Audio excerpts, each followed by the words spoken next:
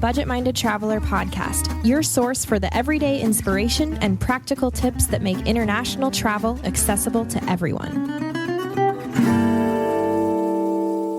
Marhaba, everybody. You are tuned in to episode 95 of the Budget Minded Traveler podcast. And today we're going back to Jordan. If you haven't listened to episode 94 yet, you might want to stop this and go catch that one first, because this is part 2 about all things Jordan, which we started in the last show. I mentioned at the end of the last episode that we might have some special recordings for you to share today, and I'm very happy to report that that is indeed true. So you'll get to hear a couple of conversations here today that took place in Jordan, as well as the rest of my conversation with my friend Ben that we started in the last episode. So while part 1 was mostly about the experiences and what there is to see and do in Jordan, and particularly what I did during my 3 weeks there, and especially on my group trip that I led there, part 2 goes a little deeper. Today, we're getting into more about the Jordanian culture, like dress code in Jordan, what's appropriate and what's not according to where you are in the country, what it's like to be a woman in Jordan. We'll hear Ban's own story, where her family comes from. We'll talk about alcohol during Ramadan, the Arabic language, and why everyone says that Jordan is magic. I don't know if you've heard that, but I heard that a lot before I went to Jordan. Even though I'm in my house in Montana right now, I feel like I just spent the past several hours back in Jordan as I edited all of this together. And I have to say, my heart feels full just reliving these conversations and producing this episode for you. I laughed a lot and I smiled even more. And I'm so happy that I get to be the one to share these stories with you. So let's jump right back into the conversation where we left off last week with my friend Ban Barkawi. Please stick with me all the way through, because there is an invitation for you at the end. So I hope you enjoy. We're so grateful to Osprey Packs for partnering with us and supporting the podcast, so please stay tuned for more about them later on.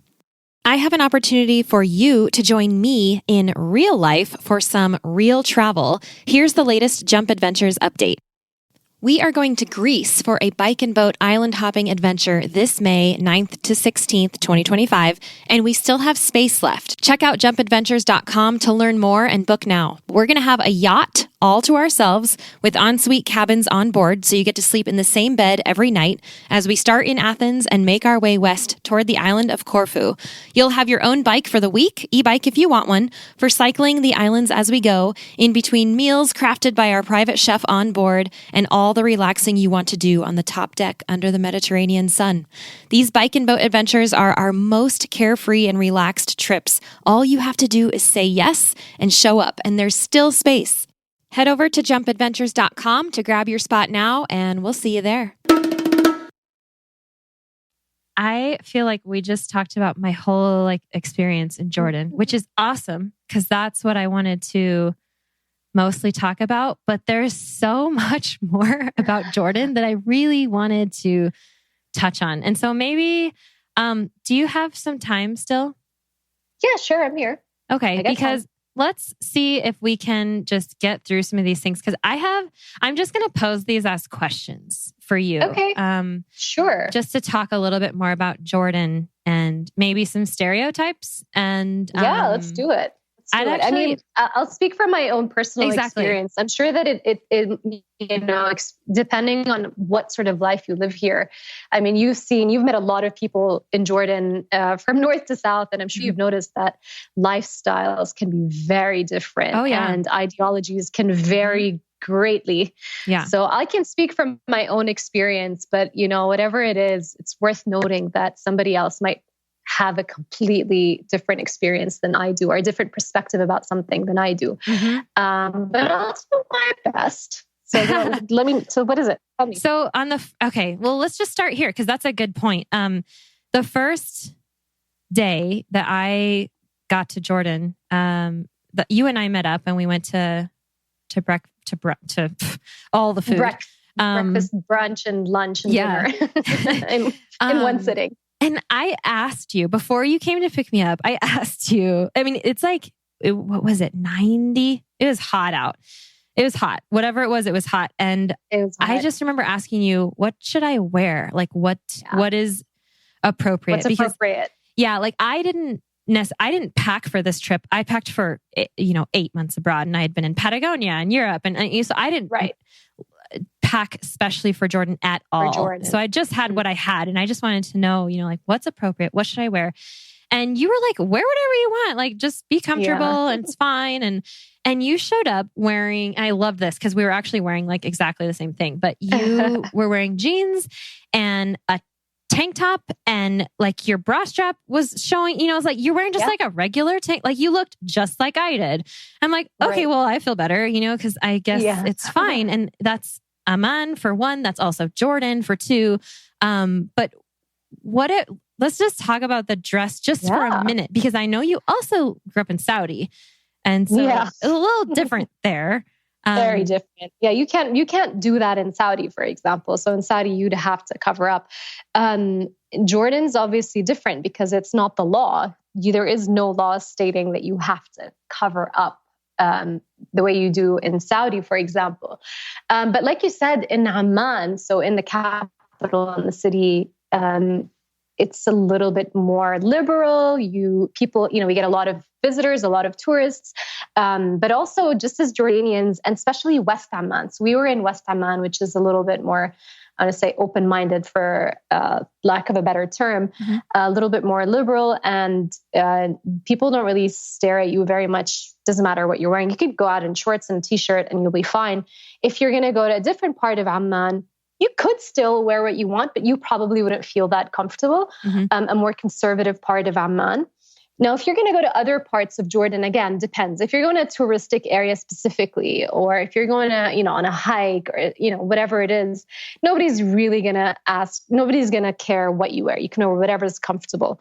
But if you're going to go to a city, so not a, non-touristic area of Jordan that's more conservative, like Ma'an in the south, for example, you're going to want to cover up a lot more. You don't have to cover your head, but it's probably not only, it's inappropriate. I mean, that's just it. It's inappropriate to wear something that's a little bit more revealing, even though I don't think what we were wearing was not revealing, but to them, it would be very revealing. And just to avoid sort of being chased or stared at or followed, or even, who knows, possibly even scolded or whatever, just to be safe and to feel comfortable. And also as a sign of respect, I guess, you want to dress according to what's appropriate to that given area. So if you were in Ma'an, which I don't think you'd ever need to go there, but it's a very conservative part of Jordan. You couldn't dress the way that we were dressed that day, probably there. You wouldn't want to. Yeah. But like I said, it's not the law, and you still can wear whatever you want. And I, as Ban, I tend to make it a point to be like, you know what, screw you, I'm going to wear what I want.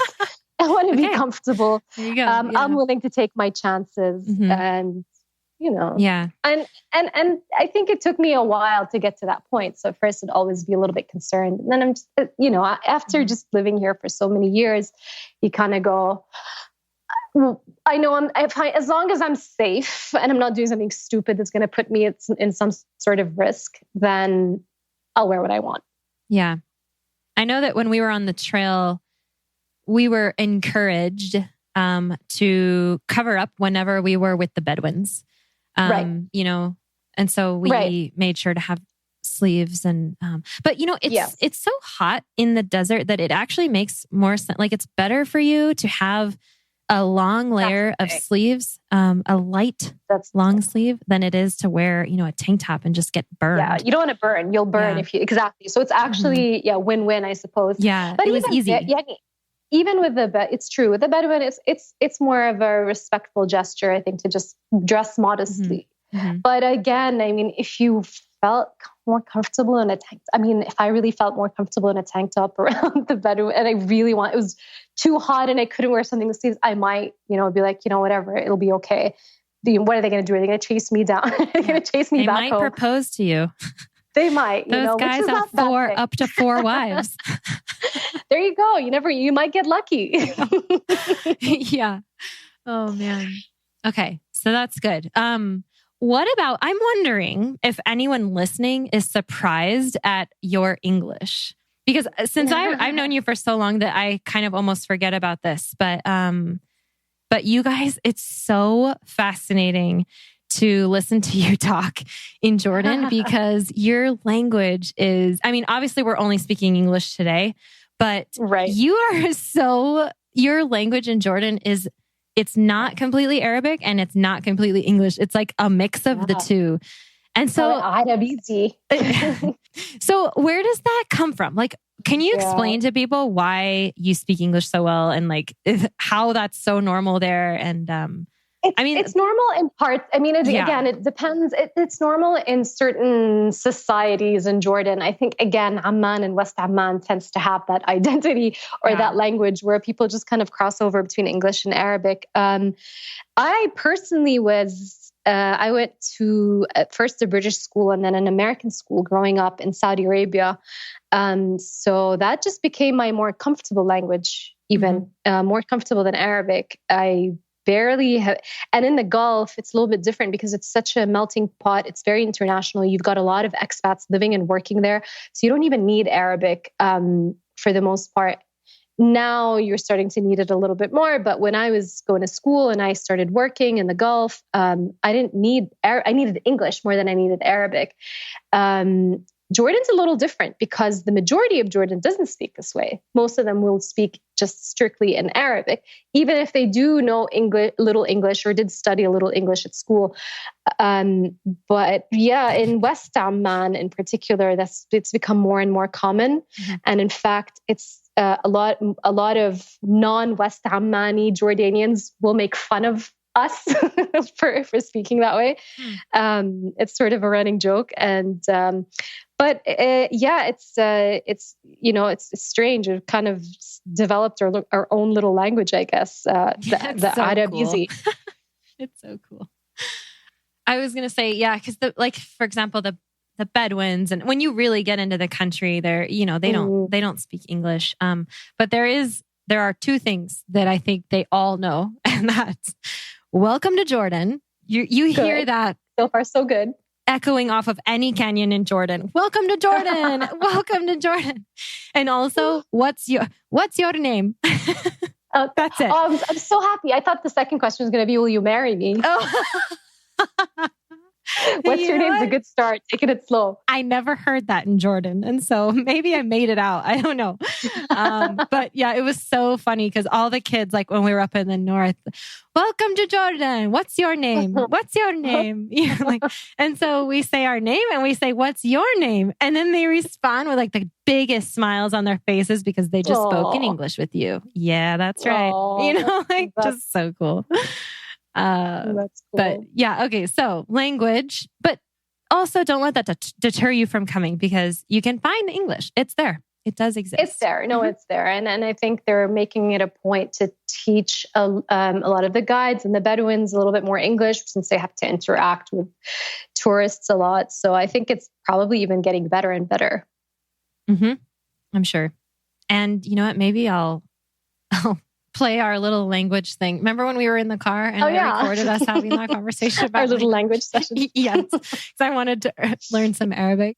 Okay, I'm going to stop it right there real quick, you guys, and take you back in time to that conversation that I just mentioned where Ban and I are in the car in Amman the first day that I was in Jordan. And we had a little conversation about language, not just Arabic, you'll hear. And then we'll cut right back into this conversation when our little language detour is over. First of all, you said you watched Game of Thrones. Yes, with the exception of last season. Yeah, so... No spoilers. No, I'm not going to spoil. But when I listen to Arabic, you just said Anna something. And that's I. That is I. In Arabic it is? Because it's also I in... Now you're going to think I'm a huge nerd. You are. You probably already think that. But it means I in Dothraki, I think. Is it? Yeah. Yes, I know. I mean, I don't know if I'm sure a lot of it is made up, but it seems like there are quite a few. Oh my God, am I going the opposite direction? It seems like there are quite a few similarities in the language. I've picked that up. Arabic and Dothraki. Yes. Okay. Not that I can understand any of it, But yeah. So there are I can't believe you picked that up. I did pick that up. This is my nerdy language brain that I love. I know. I love it. Only you could pick something like that. So, but it's because, okay, this is so funny, and I'm just going to continue this conversation while we're on it, but it's because I've been so, I just picked up that hill word. You just taught me hill in Arabic, and you said it again. But like, I recognize these things, and I follow patterns, and there are things that I've picked up in the languages that exist in Game of Thrones. And even when I listen to Greek, so I think that maybe what they did, maybe he used Arabic as like his idea as a base for the Dothraki language. I'm sure. I mean, it's even the sound of it, right? So it's not even necessarily the vocab or the words, but there's certain sounds that just sound similar. Yeah, exactly. Like it's very earthy, guttural. Definitely. Yeah. And I also think that he used Greek for Valyrian. Yes. 100%. Yeah. I can't say a single word in Greek, but I can say a couple of words. I got the same feeling about Greek. Because it's obviously when you know a language, it's harder to say, right, that's definitely Arabic, for example. Exactly. But because I don't speak a word of Greek, that sounds exactly like it. It does. It really does. And for me, Dothraki sounds like Arabic. Oh, yes. But I love that the same word, Anna, means I. Yep. I can't believe you picked that up. Yeah. Well, I didn't know in Arabic. Like, I just heard you say it. And all I know is that it means I in Dothraki. It means I and me in Arabic. So depending on where. I think that's the same then. They must have based it together. That's so funny. That. Now I'm going to go back and watch Game of Thrones and pay closer attention to what they're saying in Dothraki. You should, because maybe, you should. I wish I could. Like, I wish I understood. Like, if I knew Arabic, I would totally do that. Maybe by the end of your trip you will. Or I should ask someone who speaks Greek to listen to Valyrian and see if they, Well, okay, so back to Arabic. Okay, let's learn some things. What do you need to know? I need to know thank you. Shukran. Yeah. That's close to Turkish, right? In Turkish, it's teşekkürler. Like teşekkürler. Teşekkürler. Or it's also, so bad. It's teşekkürler, and then they also say teşekkür ederim. Right, which is like thank you very much or something, right? I remember that, I just can't remember how to say it. The reason I remember how to say it is because I know we're supposed to be learning Arabic right now, but here's a lesson in Turkish for you. They taught us that it sounds like tea, sugar, and dreams.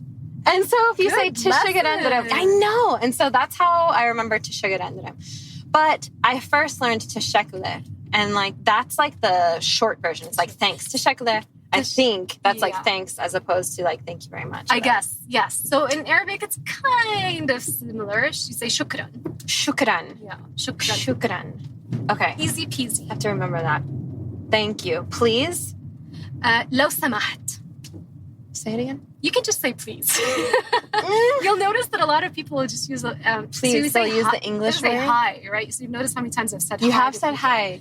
Hello is different. No, marhaba. Marhaba. You'll say marhaba for hello or hi. And either one is just, it's very common. Especially in Amman. Maybe not outside of Amman. Okay. But shukran. So what was that the word we said? Lo samaht. Please. Oh. So you'll say lo samaht, which actually means if you please. If you like s'il vous plaît. Like s'il vous plaît. Yeah, okay. Lo samaht. If you're speaking to a man, if you're speaking to a woman, it's lo samahti. Oh. So that's different. So you can just say please? You can just say please. Do they even say that here though? Like you can say Amman, please. Again, you'll hear a lot of people just say please. But outside of Amman, because I'm going to be in lots of places. So will it benefit me to know how to say please for real? Yeah. Yes, it will. Okay. And then lo samaht, if you're speaking to a man. Or lo samaht. T. So you just put an accent or it's T. Yeah. Lo samahti. Lo samahti. How did I do? Great. Okay. You're a pro. You're natural. Lo samahti. You're done. Lo samahti. For please. For please. You have to pay attention. And with thank you, it's always shukran. It's always shukran. Shukran. Okay. And then hello is marhaba. Yes. And that's very much like Turkish. Yeah, it's merhaba in Turkish. Yeah. So marhaba. And you don't say cheers, you say cheers. You say bisahtak or bisahtek, which is the official cheers. But really because... Yeah, again, it's one of those things that most people just say cheers. You've adopted the English word cheers. Okay. Cheers. Well, okay. Yeah. It's probably because not too many people drink here. That's probably why. Goodbye. مع السلامة. Which means, it translated literally, that would probably mean with peace. Okay. So مع السلامة. Salam. Yeah. Okay. Or with, I guess, salame is with safety, I guess, almost. Okay. So peace or safety, because salam is peace. Salame is well-being. So, okay. Or safety, I guess. That would be the literal translation. I've never really thought about this before. Mm-hmm. So مع السلامة would be goodbye. Okay, say it again. Ma. It has two A's with a thing. Yeah, ma is two A's. If it sounds like a goat, you're doing it right. Okay. Ma as-salame. Ma as-salame. Yes. Ma as-salame. Perfect. Ma as-salame. I gotta write these things down. Yeah. Hello, goodbye, please, thank you. Usually I learn a swear word? No, I actually usually learn how to ask for beer. For beer? But we're in Jordan. And we're about to be in Ramadan. Oh, yeah. So in Ramadan, it's really complicated. You probably can't get a drink in Ramadan except for hotel bars and stuff. They would still sell it, do you think? I think so. I think some hotels. And I'm not even 100% sure about that. Yeah, okay. All the liquor stores, I think, close during Ramadan. Because we are going to be getting to Petra during Ramadan. Yes. Probably stock up just before Ramadan is the best thing to do. Yep. And even so even in Amman, which is a little bit more liberal than the rest of Jordan, you can't just ask for a beer anywhere. It has to be somewhere that serves alcohol. And those places are limited. Okay. With the exception of liquor stores, of course, where you can buy alcohol. But for a beer, it's got to be a bar, a restaurant, or somewhere that... Recently, you'll find a few establishments that let you bring your own wine or beer. So you can have that with dinner. But yeah, most places, you just kind of have to know where you're going to ask for one. So where we just had breakfast/lunch/dinner, it doesn't serve alcohol. But I think... if you go for dinner, they might let you bring your own wine with you. Interesting. So that's new. I don't know. All right. Well, okay. Then we probably don't need to learn that. Yeah. And if you say beer, they'll know what beer is. Bira, for the record, is beer. Bira. So that's like easy. almost the same as Italian. Bira. Yeah, exactly. Without the double R. Bira. Una birra media. Una birra bionda. Yeah. Right. What else do you have to learn? How do you say... Wait, I wonder if I've learned this before. I bet you have taught this to me before. I bet you taught this to me when we were in Italy. I'm hungry. I definitely taught you this because everything you and I did involved eating. So. Does it start with Anna? And Anna, you can say Anna or you cannot say Anna. It's kind of like Italian where you can say io or without io. Yeah. You'd say Joanne because you're a girl. Joanne. So you'd say Joanne. If you're a man, you'd say Joanne. Joanne. Okay, so I'm Joanne. Yeah. Anna Joanne. Or you could just say Joanne. Joanne without that. Joanne. Yeah. Joanne. That means I'm hungry. Or Joet means I got hungry. Joet. Yeah. I got hungry. I am now hungry. I just got it. It just happened. That happens a lot. What else? The bill? الحساب. الحساب. Yeah. What? حساب. الحساب. So الحساب means the bill. Okay, so like how do you ask for the check? Like you could say الحساب لو سمحت. The bill, please. Yeah. So الحساب لو سمحت. Okay, say the bill slowly. الحساب. الحساب. Yeah. الحساب. Yep. لو سمحت. You can also say الفاتورة. I can't remember. الفاتورة. If that's easier. That's Italian. Is it? Il fattura. What is fattura in Italian? It's Is it like an invoice? Like la factura in español is an invoice. I think it's the same in Italian. Fattura. Yeah, so it's the same. So you can say fattura if that's easier to remember. They'll understand what you're saying. Probably need to. That one's hard. الحساب. The hisab. Because it's not when you do by the way, it's so silent. Hisab, because it's actually al-hisab if you want to accent it. But because I'm teaching you dialect, because nobody speaks in classic Arabic, that just doesn't happen anywhere. Okay. So what I'm teaching you is Jordanian Arabic, essentially. It's dialect. It's very, people in different parts of the Arab world will be able to understand what you're saying for the most part. Mm-hmm. And even if they communicate with you in their dialect, you would be able to understand what they're saying, the exception of a few Arabic-speaking countries.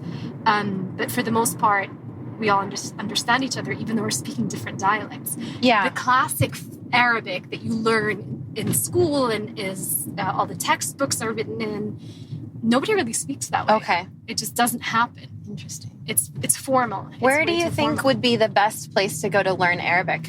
So Jordan's one of them, for sure. Okay. And our Arabic is kind of easy to understand. I don't know if that's just me saying that because I speak Jordanian. But I think it's one of the easier dialects to understand in Arabic. Uh-huh. Also Egyptian, because it's so...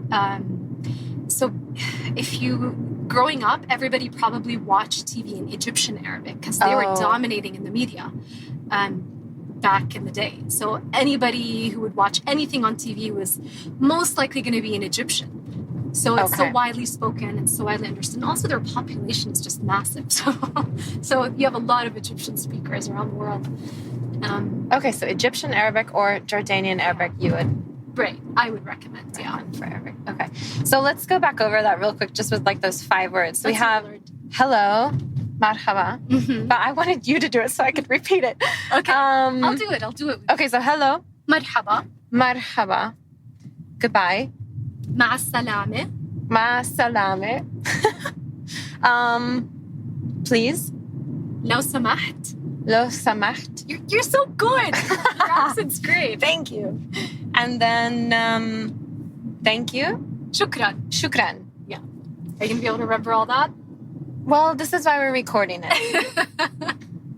The thing about the accent that I have discovered is that the more you really try to make it sound real, guess what? The better it sounds. And the more people understand you and respect you for it. And so I put so much emphasis into accent when I learn a language. And when I used to teach Spanish, if I had a ruler, I would smack people, but I didn't. But I would have been that teacher because it's so important to get accent right. If you want to say the word right, say it right. And honestly, it does take a little bit of effort. And I know some accents are more difficult than others. It takes a lot of effort. Once you get used to it, at least try, and you'll probably be able to do it, even if it feels strange at first. It does feel strange. It absolutely will feel strange. But you know what works really well with accents? Fake it until you become it. Because if you just keep faking it, like, okay, I know this sounds funny, but I'm just going to keep saying it, you'll get more used to it. 100%. That's exactly it.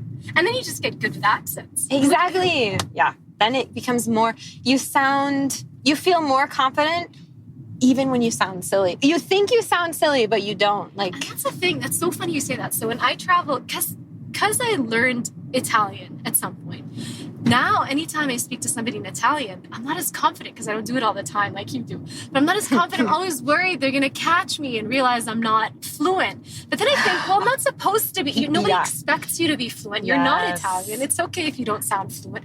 They're just going to be happy that you're making an effort. And it's the same here.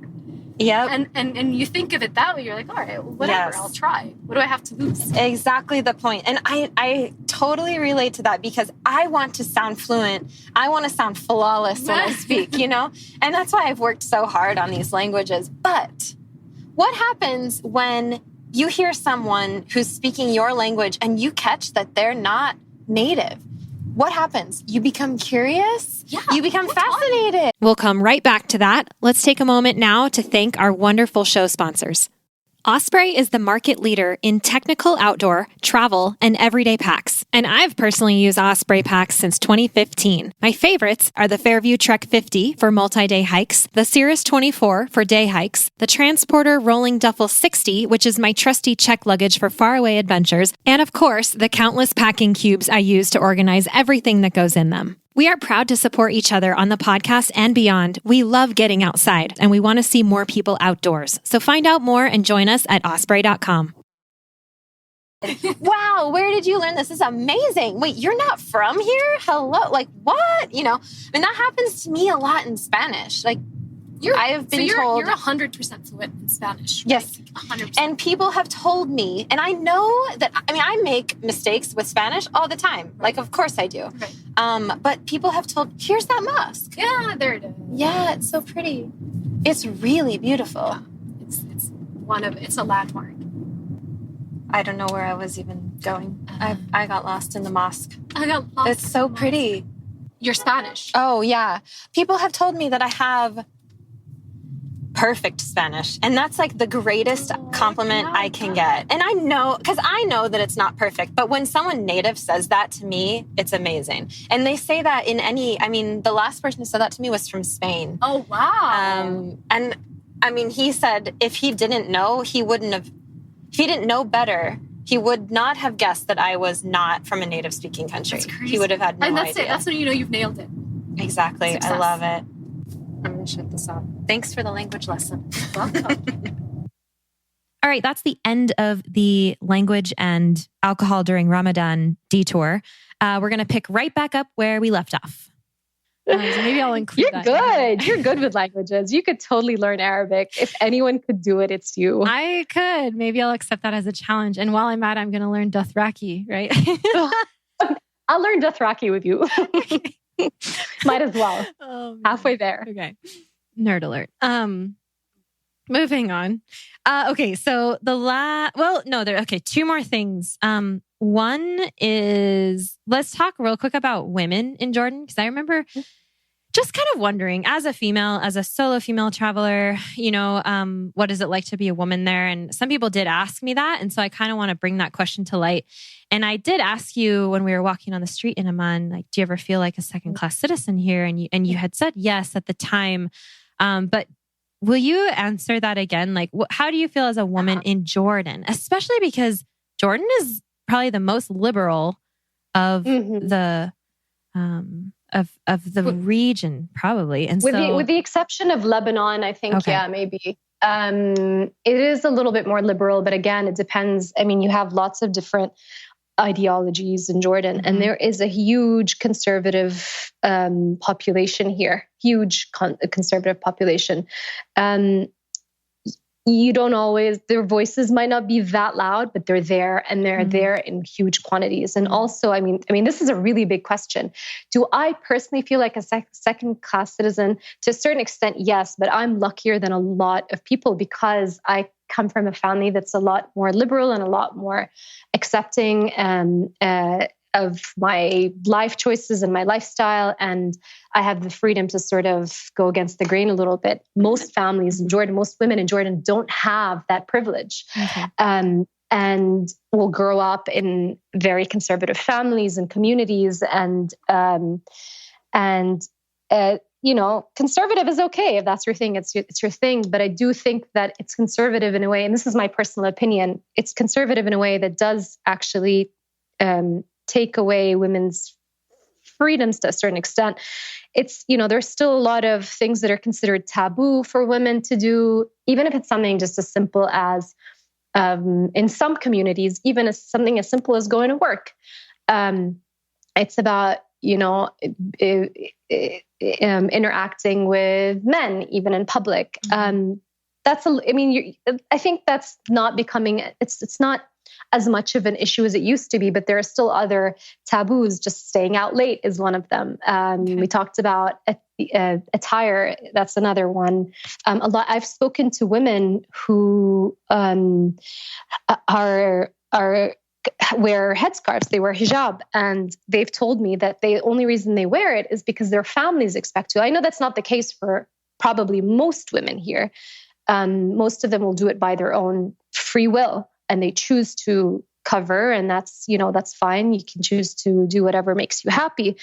But some women I spoke to said that they only cover because it's sort of an unspoken rule in their community, or their families sort of very strongly encourage them to do it from a young age, when they were still really young, teenagers even, and that they asked to take it up because their families are really conservative or really religious, have basically just said, no, you can't do it. What are people going to say?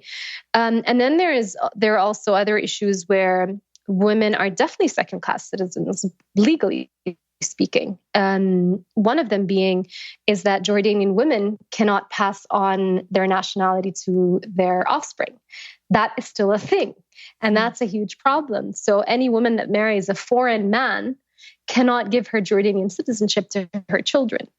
And this is a huge issue in Jordan that's constantly being debated. Only recently, very recently, I think maybe even last year, Jordan revoked an article that allowed rapists to marry their victims in a deal that allows them to escape punishment, basically. So this has only recently been revoked. And you stop and you look and you think, why on earth would anybody not want to revoke this article? It's because you still have very traditional ideologies that are prevalent in certain communities. I mean, these are sort of, these are just examples. Obviously, this is not the entirety of Jordan. You're also seeing women who are breaking out of their communities and saying, no, I'm going to do something different. There are families in conservative communities that encourage their wives and daughters and sisters and whatnot to go out and, break these taboos, defy the taboos. I spoke to a woman who lives in a very conservative part of Jordan, in a conservative community, and a housewife with kids and a husband who works, and she wanted to be a plumber.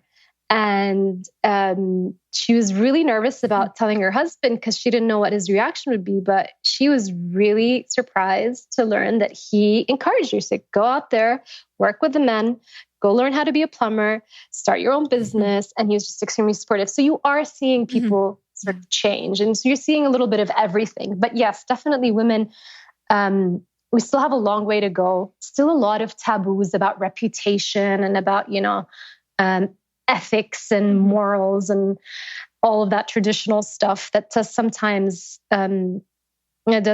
affect the way they're treated in society or looked at in society. We still have a long way, but it's, you're starting to hear voices. And I think that's what happens in a melting pot country. That's what happens in a melting pot country. You guys are coming from so many different places and backgrounds, and then you see someone like your minister of tourism is a female. Oh yeah, and she's a badass. Yeah, she is a badass. There are women in leadership positions in Jordan that it like blows my mind, and it's so cool. Because it seems like a dichotomy. But it's just because there are so many different stories going on at the same time. Exactly. I mean, it's true. Women in Jordan, there's a fairly, I don't know, I don't have numbers in front of me, but when it comes to education, for example, you have a really high percentage of the population of women who are educated to a college level, to university level. So that's something that's actually always been a part of the Jordanian culture or the Jordanian ideology as a whole. Is education is important. Sure, there are still, again, you'll find a little bit of everything, but there are some really highly educated women. It's after the education phase that it sort of gets a little bit tricky, where you have a lot of qualified women who are really educated, who want to work, who are intelligent and powerful and impressive in so many ways, but don't always have the means to, or it's not always easy for them to work, whether it's because of taboos or because of transportation issues or because, lots of different reasons, or because they're expected to start a family and stay with the kids. And so it's that's a challenge, because the unemployment rate in Jordan is a little bit scary right now. Among young men even. So when you have women who are willing to work, who want to work, who are qualified, who are educated, but then it's not so easy for them to go out there and work. It's a little bit of a problem. It's a challenge. There are also lots of organizations that are working to empower women to find ways to create an income stream for themselves, kind of like what is her name? Sliman. Yeah. Who you met in Qais. So things like that, even that are, so simple, but make a huge difference. Huge. Right. And communities see that. Yeah. Yeah. We still have a long way to go, but there are definitely people who are seeing these issues and finding ways to get around them. Well, you're not the only ones who have a long way to go. I mean, we're all these days. So thank you for all of that. That was, insightful. I hope that people are finding this interesting.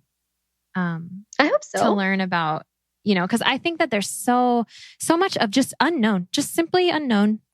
And I hope we're just shedding some light, which is cool. And with the last thing we maybe should have started with this.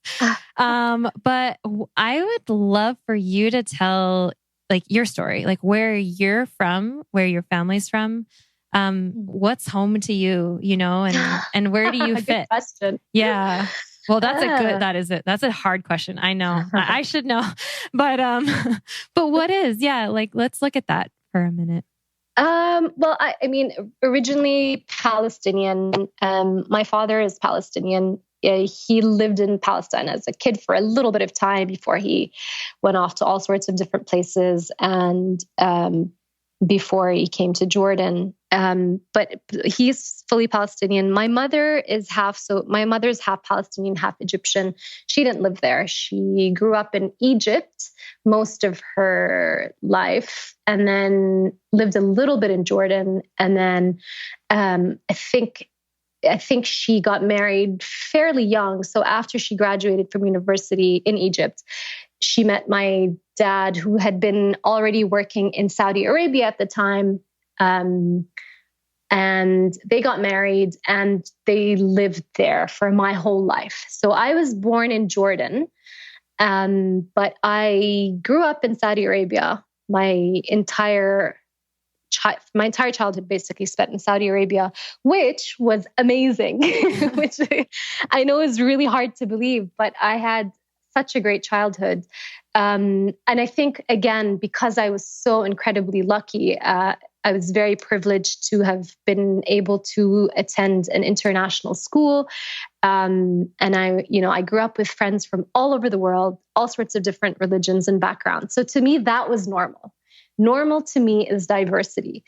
And then my first 18 years of life, I spent in Saudi Arabia. And then I went to California for university and did a study abroad year in Italy, which is where I met you. And then I graduated and moved back to the Gulf. I worked in Bahrain for a couple of years. So the first time I actually lived in Jordan in my entire life was in 2010. That was the first time I ever lived in Jordan. And I think at the time, the only reason I came here is because it's the only place I don't need a permit to live. Oh my God. The easiest place. Because as a citizen, it was just, the easiest thing to do at that time.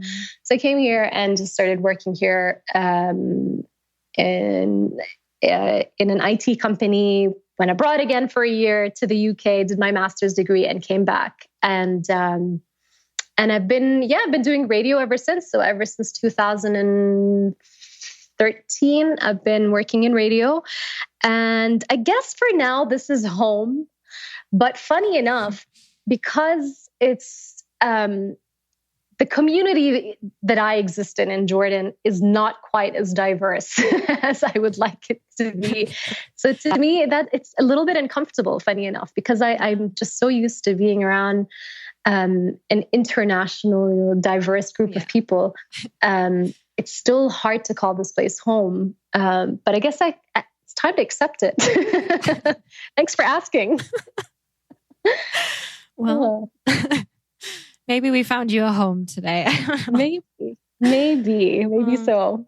I think your home is with the people and the experiences that shape your life. And it doesn't have to be defined by a country or four walls or anything. It's all home. I guess it's all home. Yeah. I think that's the best way to describe it. You get attached to different places in different ways. And I think once you leave a place and you look back, and you think, oh, that familiar feeling that I have, this weird attachment that I have to this place, that's when you start calling it home. Yeah. And you go back and it's like, yep, home. This is home to me. But that happens in so many places and with so many people. Okay. I have taken up so much of your time today. Never, Jackie. You can have all of my time, anytime. It's so great to talk to you. It's so cool that we're able to do this. I just love how this has come together after 13 years. And now, I know it's crazy. Yeah. It is crazy. I love how we both ended up on microphones, and right? It's insane. Maybe next step will be on screens. Ooh, challenge accepted. Let's do it. Oh my gosh. Okay. Well, is there anything you want to add about Jordan while you have everyone's attention? Oh, goodness. Not to put you on the spot. You know what? Not at all. We didn't even talk about the food. How could we not talk about come eat? What? Come here and eat everything. Oh my gosh. Yeah. Oh my gosh. I'm going to put some photos on the show notes page because that is something you could fill an entire podcast episode with just on its own. It just occurred to me that we never even got into the cuisine. And that's, honestly, that's another thing you've just got to discover. You have to taste the food and it's endless. And it's another reason to use the M word, the magic word magical for Jordan. There you go. If you want to ask someone to define or to describe why Jordan is magical, I'll go straight to food. That's my favorite thing. Well, and I'll never start with the food. Yeah. Oh my gosh. It's so amazing. It is absolutely one of the things. What was your favorite thing? What was your favorite dish? The favorite if you food? Can remember. I remember or ingredient. Them. You know what I loved was Lebana. Oh, yes. I think I could easily have a Lebana sandwich every single morning. Put it on everything. I could put that on everything. I really liked that. It's basically like a sour cream or I guess. Yeah. It's like kind of like sour cream. But the spices, everything is so well balanced with spice and not overwhelming, but delicious. And I mean, overwhelming because a lot of cultures are strong, like watch out for your stomach kind of spices. But Jordan's like beautifully, deliciously. Okay, here's something that's true. I liked just about everything that I tried in Jordan. I tried a lot of different foods. Oh, good. That is a huge testament to, because I'm kind of picky. I can be picky. And I liked everything that I tried. You did well. So you did well. I was really happy to see you enjoying that because it's true. It could go either way. I promise you there's still more you've got to try. Next time you come to Jordan, I'll make sure my mom cooks for you. Oh my gosh. Yay. You need a nice home cooked meal by my mom. I would and then love you're good. That. You're sorted. Okay, well, now I have a new item on my bucket list. That's never. And everybody else out there is invited too. Oh, yay. Let's do it. My mom will love to feed you all. Oh. All right. Okay, well, I mentioned that about the food, but is there anything else that you want to add? No, I think the way you described your experience was just beautiful. I think there's just so much to see and so much to do. And there's something for everyone. So if you're looking for adventure, it's there. If you're looking to just kick back and eat, it's there. Oh yeah. If you're looking for culture, it's there. If you're looking for history, holy goodness. You're right. Yeah. So I think it's just something for everyone. I think all there is to say is you've got to experience it. You will not be disappointed. Amen. Yeah. In fact, I think you'll probably be blown away in the way that I was, because I don't think anything could really prepare you for the experiences. So don't take my word for it. Go figure it out yourself. There you go. Yeah. All right, Ben, thank you so much. It's been so nice reconnecting with you. It was so good to see you in Jordan. And thank you for being my city Amman guide for a day. And anytime. So cool. I'll be waiting for you to come back. All right. I will come back. I promise. Thank you so much for your time. We'll talk to you soon. Okay. My pleasure. Bye-bye. All right. I told you I had a couple surprise audio clips for you in this episode. You've heard one of them in the car about Arabic lessons, but we're not finished yet. If you come on any of my group trips, you'll get to take part in a special conversation every evening where we reflect on the day, the highs, the lows, and what we learned.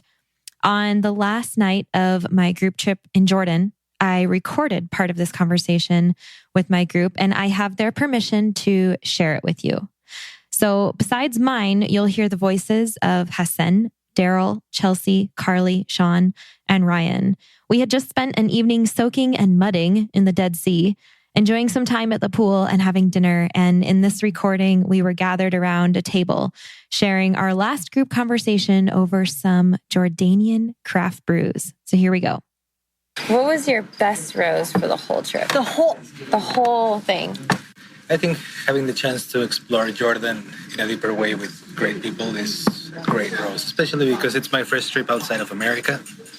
And it's a place very close to the roots of my family. So having that and sharing that with great people like you guys and having a great moment like the one that you guys share, that this is definitely a trip that I'm not going to forget.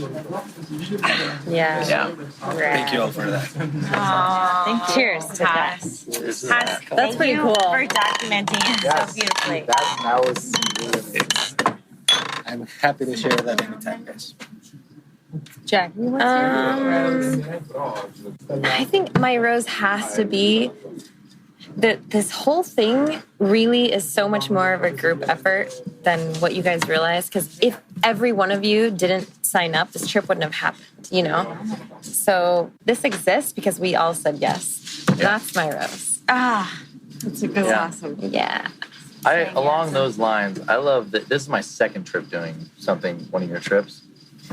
And I've traveled with you a bunch, which I love. But then, doing your trips so far, the people, I was encouraging Chelsea on that, the people that sign up for this kind of stuff are just awesome people. So it's if you're going to do something like this, you're going to be cool. We're going to have a great time. You're going to be cool.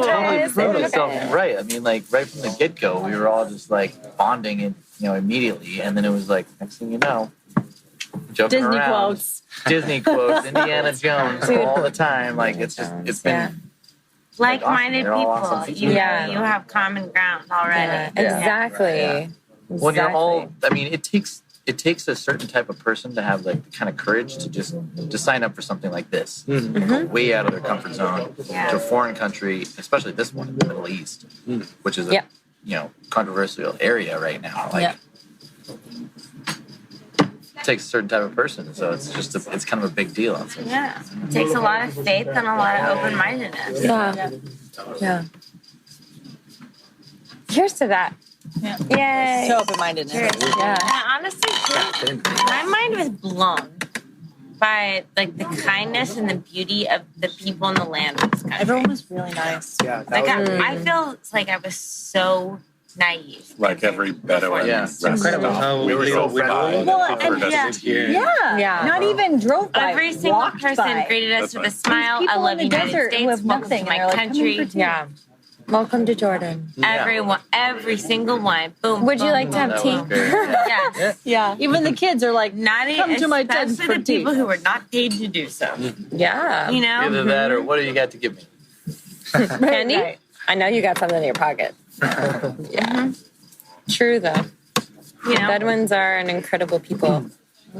They're just so generous. Yeah. And so welcoming. I mean, I feel like, I don't know. Like, I don't want to put down Americans, but like poor Americans wouldn't be like, come into my because they have fear. Americans, well, United States Americans don't have that sense of hospitality right that other cultures do. Like we just like they went out there for their own thing and they're doing their own thing.